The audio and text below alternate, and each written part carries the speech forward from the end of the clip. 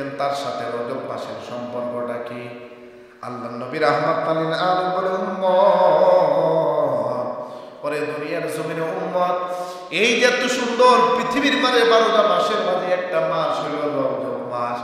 আমার কোন উম্মত বান্দা বান্দি আল্লাহ রাব্বুল আলামিন কোন বান্দা বান্দি যদি এই রজব মাসের একটা দিন আছে, সেই দিনে যদি তারা রোজা রাখে, আল্লাহ রাব্বুল আলামিন সেই জান্নাতের ভিতরে দুধের চেয়েও সাদা, মধুর চেয়েও মিষ্টি যে রজবুল নহরটা রয়েছে, ওই নহরের পানি ওই সমস্ত উম্মতের জন্য বাজেট করে রেখে দেয়। জোরে কন্যা সুবহানাল্লাহ। রজব মাসের মাঝে যদি কোনো একটা দিন আপনি রোজা রাখেন, বিভিন্ন কিতাবের মধ্যে অনেক উক্তি রয়েছে, তার মধ্যে একটা দিন হইল মেরাজের দিন।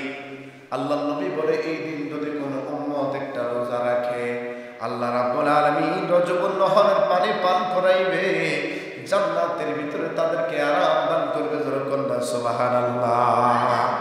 আর নবী বলেছেন, রজব মাসটা হলো বীজ রোপণ করার মাস। এই মাসে আপনি বীজ রোপণ করবেন। কেমন রোপণ? নবী রাহমাতুল লিল আলামিন বলে, এই মাস থেকেই আপনি রমজানের প্রস্তুতি নিতে হবে। এই মাস থেকে আপনাকে বেশি বেশি করে রোজা রাখতে হবে, বেশি বেশি করে নামাজ আদায় করতে হবে। এই মাস থেকে যখন আপনি বেশি বেশি করে রোজা রাখবেন, বেশি বেশি করে নামাজ আদায় করবেন, নবী বলে শুরু হলো বীজ রোপণ দিয়া। আর সামনে যে মাসটা রয়েছে ও শাবান শাহরে, সেই মাসটা হলো আমি নবীর মাস। এই মাস নবী রাহমাতুল লিল আলামিন বলে, বীজ থেকে গাছ রোপণ করার পরে গাছ ওঠার মাস। সেই দিন আপনি পানি দিবেন। রজব থেকে আপনার শাবান মাসে বেশি রোজা, নফল রোজা রয়েছে। নবী বলে, এই দুইটা মাস যখন মানুষগুলো প্রস্তুতি গ্রহণ করবে রমজান মাসে তাদের ইবাদত বন্দেগি করতে, রমজান মাসে তাদের রোজা রাখতে, আমার ওই সমস্ত উম্মতদের কোনো কষ্ট হবে না। জবানটা ছেড়ে বলেন না সুবহানাল্লাহ। আল্লাহ নবীর প্রত্যেকটা কথার মধ্যে কিন্তু কল্যাণ রয়েছে। শুরু থেকে শেষ করবেন, আপনি রমজানে যাইবেন, 30টা দিন রোজা রাখবেন। আপনি যদি ক্ষুধার্ত থাকেন, কষ্ট হইতে পারে। আমার নবী বলে, উম্মত, এই যে রজব মাস থেকে যখন তুমি রোজা শুরু করে দিবা, নফল ইবাদত বন্দেগি শুরু করে দিবা, রমজান মাসে যখন গভীর রজনীতে তাহাজ্জুদ আদায় করবা, আবার সেহরি সেহরিটা যখন খাওয়া দাওয়া করে সারাটা দিন উপবাস থাকবা, নবী বলে, ওই ট্রেনিং দেওয়ার কারণে আমার উম্মতের আর কোনো কষ্ট হবে না। রোজার উসিলায় আল্লাহ রাব্বুল আলামিন তাদেরকে জান্নাতের আলা মাকাম দান করবে। জোরে বলুন সুবহানাল্লাহ। এই মাসটা হলো ট্রেনিং দেওয়ার মাস।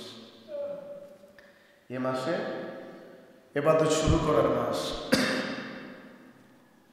অনেক হাদিসের মধ্যে পাওয়া যায় শাবান মাসে নবী রেগুলার রোজা রাখতেন।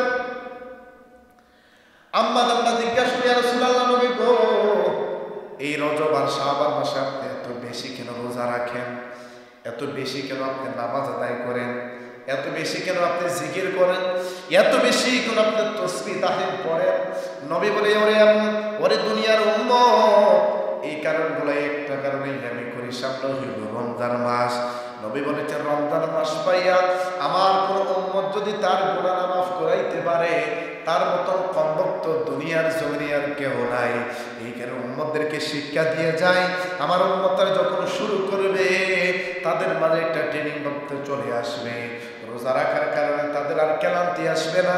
রমজান মাসে 30টা রোজা লাগাতার তারা রাখতে পারবে। জোরে কন্যা সুবহানাল্লাহ।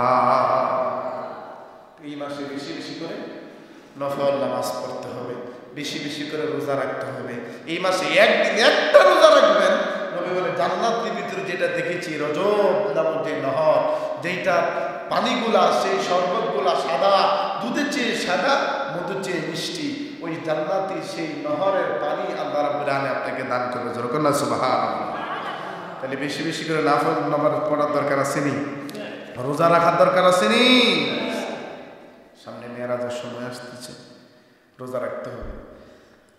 অত্যন্ত প্রেমের মাস, যে মাসে আল্লাহর সাথে দিদার হয়েছে নবীর। জোরে কন্যা সুবহানাল্লাহ। তাই বলতেছিলাম, মুসলমানের হক নিয়ে কথা বলতেছিলাম। আল্লাহ রাব্বুল আলামিন কোরআন কারীমের মাঝে বলতেছেন, বিসমিল্লাহির রহমানির রহিম, ইন্নামাল মুমিনুনা ইখওয়াতুন ফাআসলিহু আখওয়াইকুম ওয়াত্তাকুল্লাহা লাআল্লাকুম তুরহামুন। আল্লাহ রাব্বুল আলামিন মুমিনদেরকে বলেন, ও দুনিয়ার যে ঈমানদার মুমিনগণ, এক মুমিন এক মুসলমান আরেক মুসলমানের ভাই ভাই, তোমরা তোমাদের ভাইয়ের প্রতি পরস্পর সুন্দর স্থাপন নিয়ে চলাফেরা করবা। আল্লাহ রাব্বুল আলামিন হাবিব আরো বলেন, আল্লাহ রাব্বুল আলামিন বলেছেন ওই মুসলমান ঈমানদার যারা আছে একজন অন্যের প্রতি মহব্বত নিয়ে চলবে আর আল্লাহ রাব্বুল আলামিনকে ভয় করবে। মিল মহব্বত ভয় নিয়ে যারা চলবে আল্লাহ রাব্বুল আলামিন ওই সমস্ত মানুষদেরকে দুনিয়া ও আখিরাতে কল্যাণ দান করবে। যখন সুবহানাল্লাহ। আল্লাহর দরবার থেকে কল্যাণ দরকার আসেনি? তাহলে একজন অন্যের প্রতি মহব্বত নিয়ে চলতে হবে, একজন অন্যের প্রতি মহব্বত নিয়ে চলতে হবে। একজনের বিপদে আরেকজন যাইতে হবে। কথা বলেন ঠিক না ঠিক? হাবিবে কিবরিয়া রাহমাতাল লিল আলামিন হাদিসে মুবারকা মধ্যে বলেন, قال النبي صلى الله عليه وسلم المسلم واخو المسلم لا يظلمه ولا يسلمه ومن كان في حاجة أخيه كان الله في حاجته إلى آخر الحديث। নবী রাহমাতাল লিল আলামিন বলে, পৃথিবীর জমিনে এক মুসলমান আর এক মুসলমানের ভাই ভাই। দুনিয়ার জন্য যদি কোনো মুসলমান একজন অন্যের প্রতি জুলুম করে না আর তারা যদি মিল মহব্বত নিয়ে চলে, একজন অন্যরে যদি কষ্ট না দেয়, একজন অন্যর প্রতি কষ্ট যদি দূর করিয়া দেয়, নবী বলে একটা মানুষ অন্য মুসলমানের একটা কষ্ট যখন দূর করিয়া দিবে, হাসরের ময়দানে আল্লাহ রাব্বুল আলামিন আপনার গুনার কারণে যখন আপনাকে শাস্তি দিতে চাইবে, নবী বলে এক মুসলমান আরেক মুসলমানের একটা কষ্ট দূর করার কারণে হাসরের ময়দানে কঠিন যে কষ্ট হবে ওই রকম একটা কষ্ট আল্লাহ রাব্বুল আলামিন মোচন করে দিবে। যেরকম সুবহানাল্লাহ। আল্লাহ নবী রাহমাতাল লিল আলামিন বলে, শুধু তাই নয়, দুনিয়ার জন্য কোনো মানুষ যদি একজন অন্যর প্রতি মহব্বত নিয়ে চলাফেরা করার কারণে এক মুসলমান অন্য মুসলমানের দোষগুলা যখন ঢাকিয়া রাখবে, হাসরের ময়দানে হাজার হাজার গুনাহ করছেন, যেই গুনাহ করছেন আপনার স্ত্রী জানে না, যেই গুনাহ করছেন আপনার বিবি সন্তান কেউ জানে না। দুনিয়ার জন্য মুসলমান একজন মুসলমান আর একজন মুসলমানের যখন আপনি দোষগুলা ঢাকিয়া রাখবেন, হাবিবে কিবরিয়া রাহমাতাল লিল আলামিন বলে হাসরের ময়দানে আপনার হাজার হাজার দোষগুলা আল্লাহ রাব্বুল আলামিন ঢাকিয়ে দিবে। যেরকম সুবহানাল্লাহ। তাহলে মুসলমানের দোষ কি করবেন? ঢাকিয়ে রাখবেন। একটা জিনিস দেখছেন, না বললে চলে, হাইটে হাইটে বলা শুরু করে দিয়েন না, ডাইকা রাখেন। এটা নবীর হাদিস। আপনার মনে দোষ ডাইকা রাখবেন, আপনার দোষ ডাইকা রাখবে কি? জোর বলে নাকি? নবী বলে হাসরের ময়দানে মানুষের দোষগুলো মানুষ দেখতে পারে, গোপনে জানা করেছেন সেইটাও মানুষ দেখবে।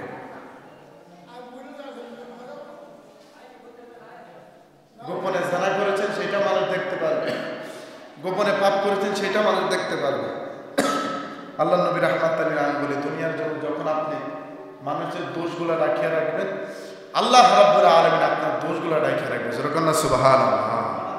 মুসলমানের প্রতি মহব্বত নিয়ে রাখবেন, দোষ ডাকা লইয়া গীবত করেন না, মানুষকে কষ্ট দিয়েন না, মানুষের কথার মাধ্যমে হাত দ্বারা কষ্ট দিয়েন না। যখন এই কাজগুলো করে আপনি যাইবেন, নবী বলে ঈমানদার, ওই ঈমানদারের জন্য আল্লাহ রাব্বুল আলামিন জান্নাতুল ফেরদাউস রেখেছে। যেরকম না সুবহানাল্লাহ। কষ্ট দূর করে দিবেন। একজন মানুষ বিপদে পড়ছে, বিপদ দূর করে দিবেন। এখন বিপদে বলো তো বিপদ দূর করা যাইলে নিজের উপর বিপদ আয় লাগাই দে না, লাগাই দে। এটা হচ্ছে কিয়ামতের আলামত। কি যারা বলেন না কি? উপকার করতে গেছেন, উপকার করছেন, বড় বিপদ হয়ে গেছে। আছে না এরকম? দুইজন মানুষ মাইল লাগছে, আপনি গেছেন ফিরাইতেন, বাড়ি দিতে আপনার মাথাতে পড়ছে, এরপরে মামলার আশা। কথা কন ঠিক না বেটি? এটার সাথে নবীর কথার সাথে কোনো মিল আছে? জোরে বলেন আছে? এগুলো বুঝে চলতে হবে। তারপরে নবী রাহমাতাল লিল আলামিন বলেন, قال النبي صلى الله عليه وسلم والذي نفسي بيده لا يؤمن عبد حتى يحب لأخيه ما يحب لنفسه متفق عليه। আল্লাহর হাবিব সরকার মদিনা রাহমাতাল লিল আলামিন সঙ্গে সঙ্গে বলতেছেন, আল্লাহর কসম করে আমি বলতেছি, কোন ব্যক্তি যদি দুনিয়ার জমিনে নিজের জন্য কোন মানুষ যে জিনিস পছন্দ করে, অন্য মুসলমানের জন্য যদি সেই জিনিস যতক্ষণ পর্যন্ত পছন্দ করবে না, ততক্ষণ পর্যন্ত ওই মানুষগুলা মুমিন হইতে পারবে না। যেরকম আল্লাহু আকবার। আপনার জন্য আপনার যাহা পছন্দ করেছেন, অন্য জন্য তাহা পছন্দ করতে হবে, আর না হয় আপনি পরিষ্কার মুমিন হইতে পারবেন না। এখন তো আমি খাইয়া বাচ্চা লই, হ্যাঁ মরে গেলে থাক গেদা, তুই তোরে বাসায় দিলাম কথা কর না, ঠিকই ঠিক। একজন মোড়া কলা গাছের আরেকটা শুকায়া শুকি হইতেছে, যা তুই তোর মর যা, আমার কি কথা এখন ঠিক না ঠিক, কিন্তু নবীর কথা না। নবীর কথা হইলে তুমি নিজে যেটা পছন্দ করো অন্যের জন্য এটা পছন্দ করতে হবে। সুবহানাল্লাহ কইতেন না? এটা ইমানদারে খাইছিল। কার খাইছিল? জোরে বলেন না, কার খাইছিল? ইমানদারে খাইছিল। তারপরে নবী রাহমাতুল্লাহ আলাইহি বলতেছেন, قال النبي صلى الله عليه وسلم المؤمن كرجل واحد إن اشتكى عينه اشتكاه كله وإن اشتكى رأسه اشتكى كله رواه مسلم।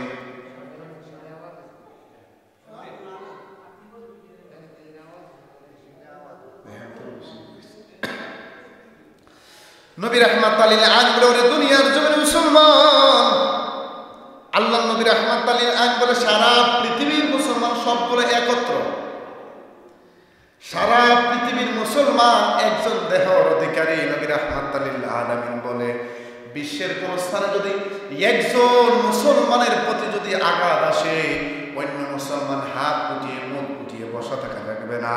যেখানে ইসলামের প্রতি মুসলমানদের প্রতি আঘাত আসবে, আপনি আপনার স্থান থেকে পারেন যেখান থেকে প্রতিবাদ আপনাকে করতে হবে। নবী বলে একটা দেহের মাঝে চক্ষু ব্যথা হলে যেরকম মাথা ব্যথা হয়, মাথা ব্যথা হলে যেরকম শরীরের মাঝে অশান্তি শুরু হয়ে যায়, আল্লাহ নবী রাহমাতুল্লাহ আলাইহি বলে উম্মত দুনিয়ার জন্য যে স্থানের মাঝে থাকো না কেন, যদি কোনো মুসলমান আঘাতপ্রাপ্ত হয়, ইসলামের প্রতি যদি কোনো আঘাত আসে, তুমি বাংলাদেশের মাঝে থাকো আর যে স্থানের মাঝে থাকো, তুমি মুসলমান হিসাবে তোমাকে প্রতিবাদ করতে হবে। যদি তুমি প্রতিবাদ যন্ত্রণা ভোগ না করো, নবী রাহমাতুল্লাহ আলাইহি বলে তুমি মুমিন হইতে পারবে না। আপনার মুসলমান ভাইকে আঘাত করেছে, আপনার মুসলমান যে ধর্মের প্রতি আঘাত এসেছে, আপনাকে যে কোরআন দিয়েছে কোরআনের প্রতি আঘাত এসেছে, নবীর হাদিসকে কে অস্বীকার করে কুটিকুটি করে কথা বলতেছে, কান দিয়ে শুনছে, নীরবতা পালন করছেন, মনে রাখবেন এটা মুনাফিক। নবী বলে কোরআন অপব্যাখ্যা শোনার পরে কেউ যদি প্রতিবাদ না করে, সে কখনো পর্যন্ত মুমিন হইতে পারবে না। মুসলমান আঘাতপ্রাপ্ত হইলে যে স্থানে থাকেন, যেমনি পারেন ওইভাবেই আপনাকে প্রতিবাদ করতে হবে। যারা প্রতিবাদী মুসলমান তাদেরকে নবী রাহমাতুল্লাহ আলাইহি বলেছেন ইমানদার। যেরকম সুবহানাল্লাহ। আপনার সামনে আপনার ইসলাম নিয়ে একটা কটূক্তি করতেছে, ওরে এরা করো কথা যাইলেন না, এটা মুনাফিকের খাসলা। কার খাসলা? কথা কম, কার খাসলা? মুনাফিক। আপনার সামনে একদম কোরআন নিয়ে কটূক্তি করেছে, পারেন না, নবী বলেছেন মুখ দিয়ে উত্তর দিলে বিপদ আসবে, সঙ্গে সঙ্গে কুলাইতে পারবে না। তুমি হাত দিয়ে পারো না, মুখ দিয়ে পারো না, অন্তর দিয়ে তাও ঘৃণা করো। সুবহানাল্লাহ কইতেন না? সুযোগ আছে না নাই? হাত দিয়ে পারতেন না, আঘাত আসবে, একা মানুষ সহ্য করতে পারবেন না। মুখ দিয়ে পারবেন না, একা মানুষ, অন্তরটা ঘৃণা করো। সুবহানাল্লাহ কইতেন না? তারপর মুমিনের কাতারে থাকবে নবীর বাড়া। তোর না সুবহানাল্লাহ। ফিলিস্তিন মুসলমান মারছে, রাজনীতি মহলে ফিলিস্তিন মারছে, আজকে ফিলিস্তিন মারছে, কালকে দিনে বাংলাদেশে মারতো না, এমন কোনো কথা আছে? কথা কোন আছে? আপনি যখন ওখান থেকে প্রতিবাদ করবেন, সহযোগিতা করবেন, আপনার উপরে আঘাত আসলো, আল্লাহ আপনার প্রতি অ্যাকশন করবে। যখন নবী বলেছেন পৃথিবীর সমস্ত মুসলমান যারা আমার কালিমা পড়েছে, লা ইলাহা ইল্লাল্লাহ মুহাম্মাদুর রাসূলুল্লাহ, যারা এই কালিমা পড়েছে সবাই এক দেহের অধিকারী। চক্ষুর মাঝে যন্ত্রণা হইলে মাথা ব্যথা হয়, মাথার থেকে যন্ত্রণা হলে যেরকম পুরো শরীর ব্যথা হয়ে যায়, নবী বলে তারা তদ্রূপ এক দেহের অধিকারী। একজন মুসলমান যদি আঘাতপ্রাপ্ত হয়, যে স্থানের থেকে ওই স্থান থেকে প্রতিবাদ করতে হবে। যেরকম আল্লাহু আকবার। এটা মুসলমানের হক। কি হক? তারপরে নবী রাহমাতুল্লাহ আলাইহি বলে, وقال النبي صلى الله عليه وسلم إن الله عز وجل يقول أنا ثالث الشريكين ما لم يكن أحدهما صاحبه فإذا خانه خرجته من البيتها رواه أبو داود। হাদিসে কুরসি নবী রাহমাতুল্লাহ আলাইহি বলে, আল্লাহ রাব্বুল আলামিন বলেছেন, ওই সমস্ত মানুষ যতক্ষণ পর্যন্ত দুই অংশীদারি একজন আরেকজনের অংশীদারি খেয়ানত করবে না। খেয়ানত বুঝেন না? আপনার কাছে হাওলাত দিলাম, আপনার এটা আমার নাই, কথা কোন নাই, হাওলাত নিলে বাবারে বাবা, কর্জা হাসানা এখানে উঠে গেছে, কর্জা হাসানা এখানে উঠে গেছে। আমানত আপনার কাছে দিয়েছেন, বলছেন ভাই আমার বিবি অসুস্থ, ছেলে অসুস্থ, 10,000 টাকা আমার হাওলাত দিই না আমার ভাই, মুসলমান ভাই হিসাবে আপনাকে কর্জে হাসানা দিয়েছেন, আর আপনি নিচে নেওয়ার পরে আপনি ডেট করছেন আগামী শুক্রবার আমার ফুটি বিদেশটা টিয়া ফাড়াইলে দিয়ে দিব। কত শুক্রবার যায় ভাইয়ের খবর নাই, কথা কেন কত শুক্রবার যা ভাইয়ের খবর নাই। এই কারণে এই কর্জে হাসানাকে আমরা এইরকম করার কারণে সুদকুররা সুদ খাইতে সহজ হয়, কথা কেন না।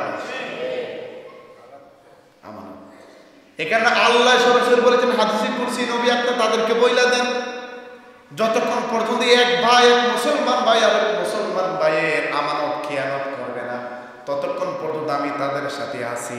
যতক্ষণ যেই সময় যেই মুহূর্তে আমানতের খেয়ানত করে দেয় নবী রাহমাতুল লিল আলামিন বলে আমার আল্লাহ সঙ্গে সঙ্গে ওই স্থান থেকে সরে যায়, ওই জায়গার মাঝে আর আল্লাহর রহমত থাকে না। যতক্ষণ না আল্লাহু আকবার। তাহলে আমানতের খেয়ানত করা যাবে, হাওলাত দিচ্ছেন সঠিক টাইমে দিয়ে দিবেন, সঠিক টাইমে দিয়ে দিবেন। পারছেন না আইসা বলবেন ভাই আমি আজকে পারছি না, আগামী সপ্তাহে দিন।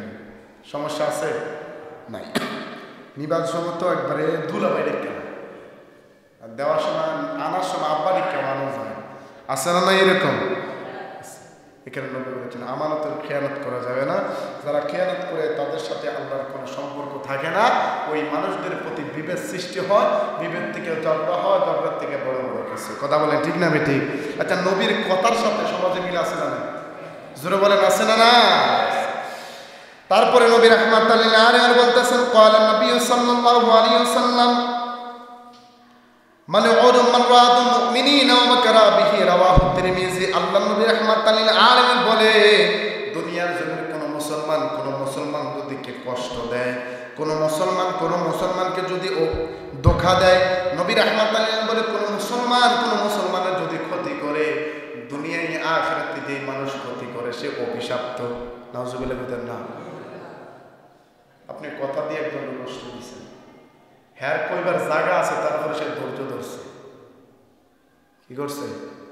ইন্নাল্লাহ মাআস সাবিরিন, সবরকারীর সাথে আছে কি? জোর বলেন না কে? আপনি হেরে কঠোরভাবে কথা বলছেন, হাতের মাইল বড় মাইল না, কথার মাইল বড় মাইল। কথা কোন ঠিক না বুঝি? হাতের মাইল শরীর লাগাইছেন, ইনজেকশন আছে, ওষুধ আছে, বিভিন্ন কারণে এটা ভালো হয়ে যাবে, কিন্তু কথার মাইল ভালো হওয়ার কোনো ওষুধ, কথা কোনো ওষুধ।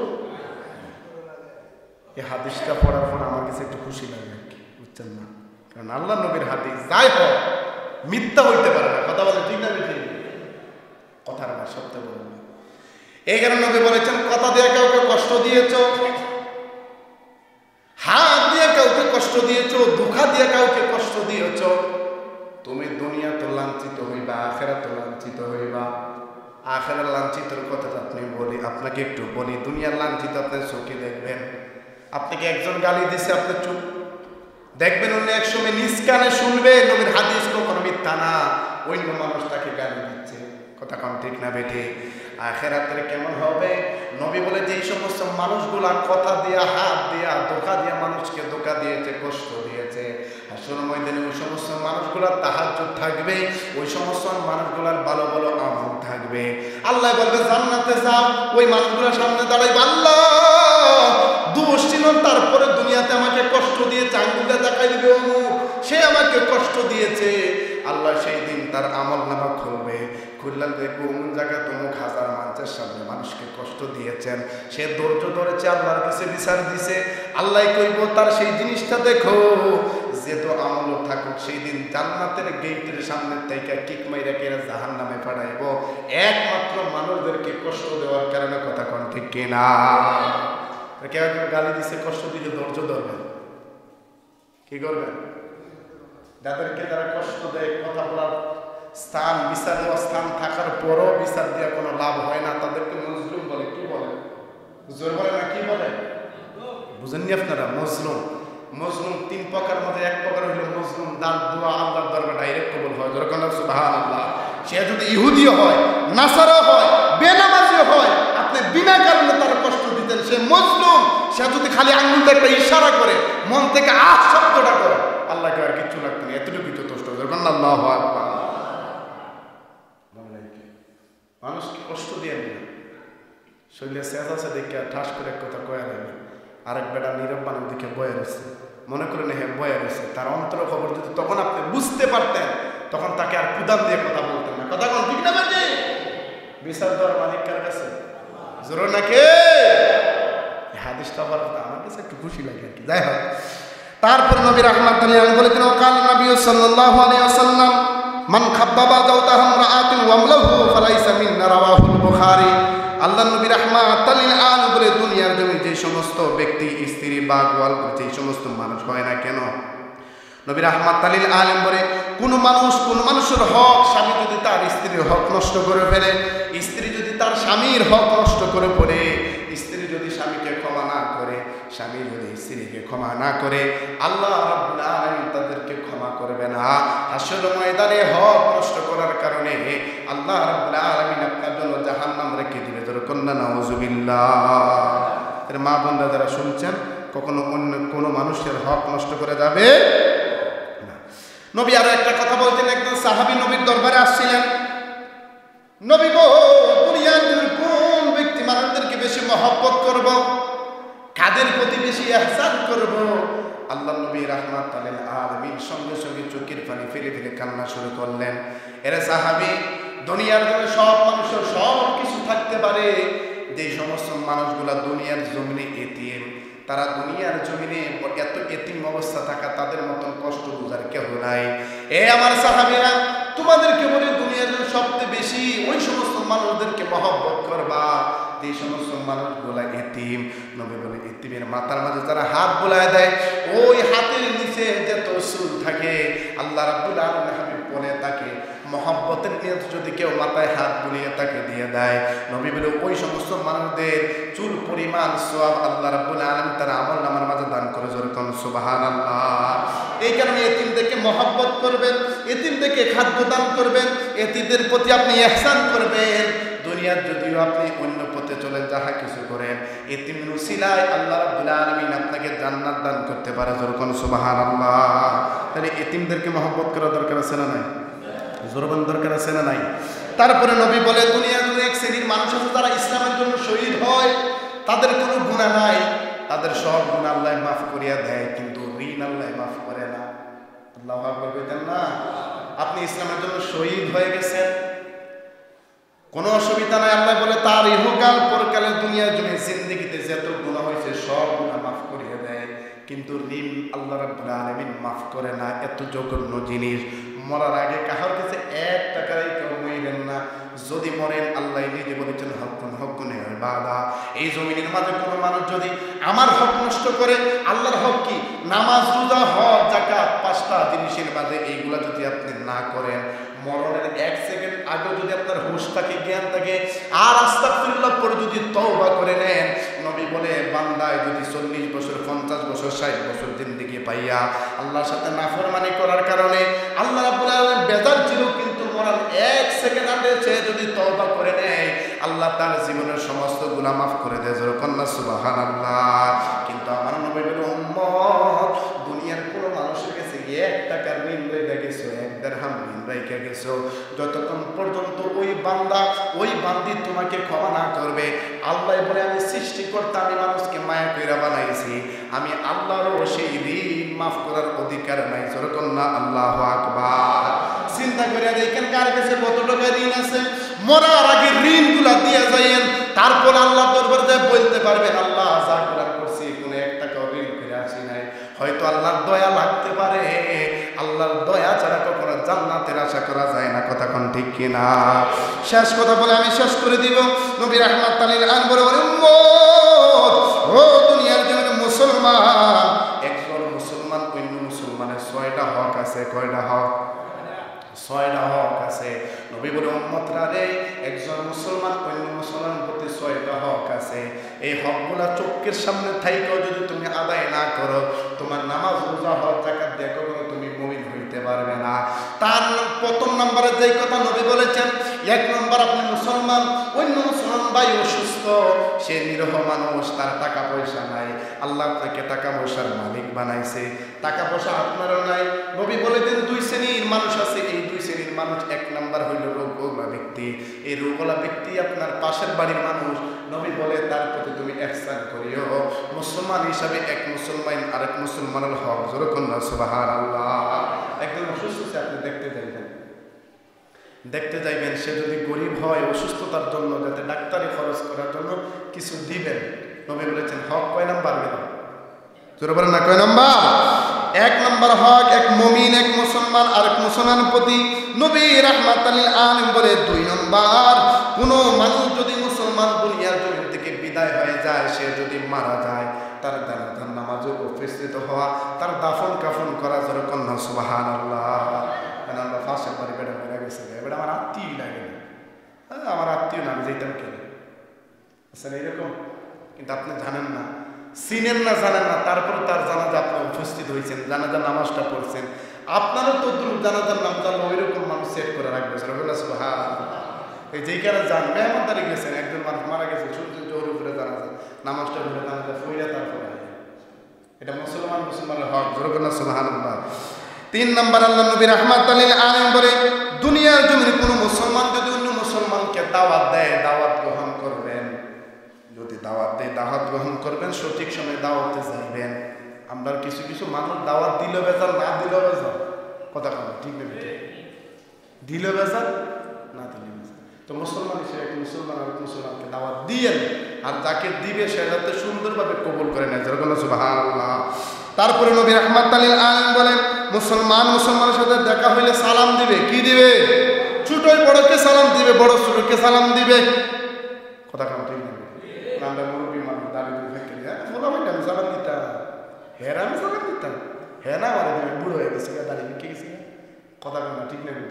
কিন্তু হাদিস কে এটা? হাদিস ছোট বড় দিব, বড় ছোট দিব। আম্মা জান আয়েশা বলছে, আমি খাপ পর্যন্ত চললে মানুষ দাঁড়ায় থাকে না, মাছটা উঠলি মেরে দিব, ঠিক নেই, উদাহরণ বুঝাইলাম।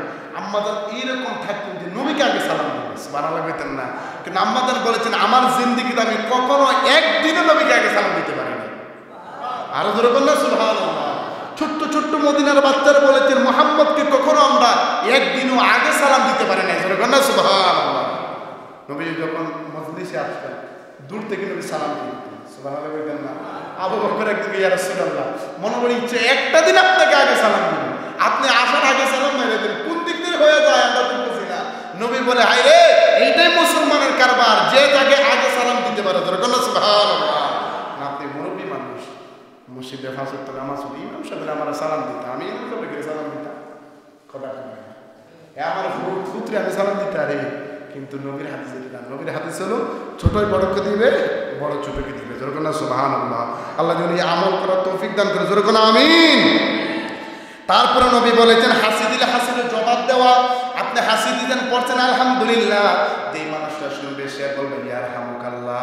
নবী বলে, এই কাজ যারা করবে, আল্লাহ রাব্বুল আলামিন 6টা কাজের মাঝে 6টা কাজ নবী রাহমাতাল লিল আলামিন বলে হাসি দিলে যারা উত্তর দিবে। আর নবী রাহমাতাল লিল আলামিনের জনসম্মুখে যখন একজন অন্যের প্রতি সাক্ষাৎ হবে, আর সাক্ষাৎ না হোক, এক মুসলমান আরেক মুসলমানের প্রতি পিছনে হোক সামনে হোক, তারা যেন কল্যাণ কামনা করে। এই 6টা কাজ যারা দৈনন্দিন জীবনে করবে, তাদেরকে মুমিন বলা হয়। তাদের জন্য আল্লাহ রাব্বুল আলামিন জান্নাত রেখেছে, যেরকম সুবহানাল্লাহ। আপনারা বলেন, এই আমলগুলো করার দরকার আছে না নাই? জোরে বলেন, আছে না নাই? আচ্ছা, একজন অন্যের প্রতি সালাম দিয়ে, কথা দিয়ে, বার্তা দিয়ে কষ্ট দিয়ে না, মানুষটা এমনভাবে কথা খাওয়ায়, আহারে, মানুষ কিন্তু নীরব থাকে। মনে রাখেন, যে নীরবতা পালন করেছে সে কথাকে সে উত্তর দেয় নাই, উত্তর দিলে একটা ঝগড়া লেগে যেত না, ঠিক না বেঠিক? ইসলামের ইতিহাসে যতটা যুদ্ধ হয়েছে, একটা যে বলবেন, ইসলামের ইতিহাসে যতটা যুদ্ধ হয়েছে, একটা যুদ্ধের মধ্যে মুসলমানরা আগে আঘাত করে, সুবহানাল্লাহ বলতেন না। প্রত্যেকটা সময় তারা আঘাত করার কারণে তাদের আঘাতের পাল্টা জবাব তারা দিয়েছেন, সুবহানাল্লাহ বলতেন না। নবীকে পাথর মারছেন, নবী নীরব রয়েছেন, যারা পাথর মারছে নীরবতা দেখে তারা কালিমা পড়ে মুসলমান হয়ে গেছে। আর জোরে বললেন সুবহানাল্লাহ। দেখে আপনাকে গালি দিয়েছেন, দিছে আপনারা একটা, আপনাকে 3টা দিবেন না নীরব থাকবেন? সবর করবেন কার প্রতি? জোরে বলেন না, কার প্রতি? আপনাকে একজন গালি দিছে, কুদাম দিয়ে কথা বলছে, নীরব থাকবেন। আর একদিন নিজ কানে শুনবেন, নবীর হাদিস কখনো মিথ্যা না। অন্য একজন মানুষ তারা গাইলেইতেছেন না, বলতেছে যে কোনো একটা দেখবেন। এটা দুনিয়া, আর আখিরাতের কথা আপনি কইয়াই আসলাম। আল্লাহ যেন আমল করার তৌফিক দেন। আর জবান ছেড়ে বলেন না আমিন।